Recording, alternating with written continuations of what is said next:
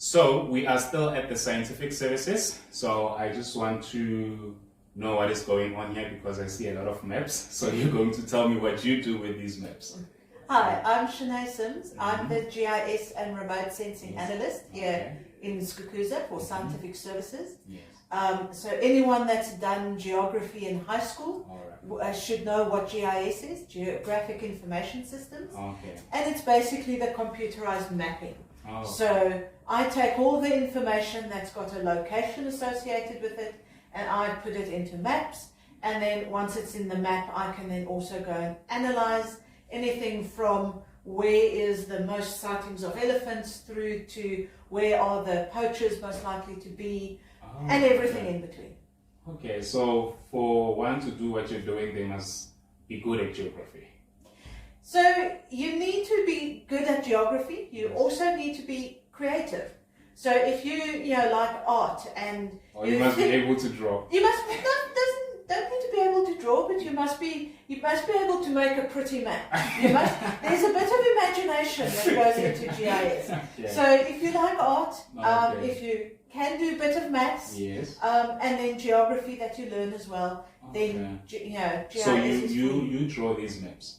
So I use software to make these maps, and anything that's got a location, I can put in the GIS.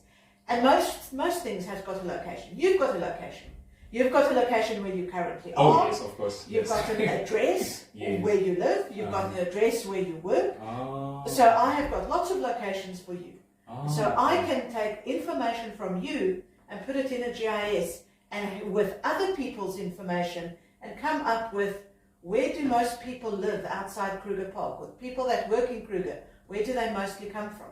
Oh, okay. So it doesn't have to be a building. It can be a person, an animal, How long does it take to draw one map? Depends on how much information you have. Okay. So this map that I've got on here has got about 160,000 points.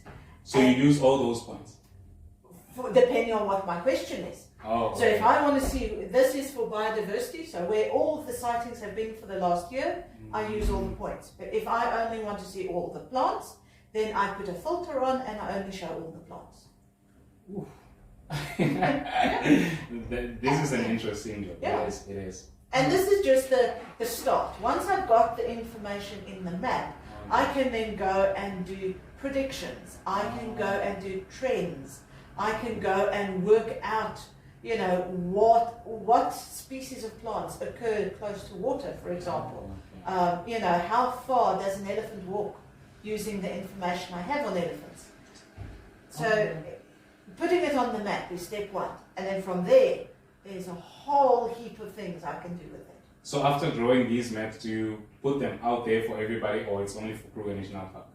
So I do it for scientific services. Okay. So depending on what the request is. Sometimes I do maps for the tourism department that shows where the road closures are.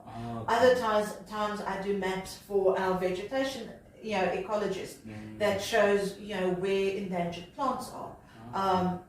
So it depends on what the question is, what the map will be. All right. Thank you so much. That was very productive. It's a pleasure. I truly appreciate it.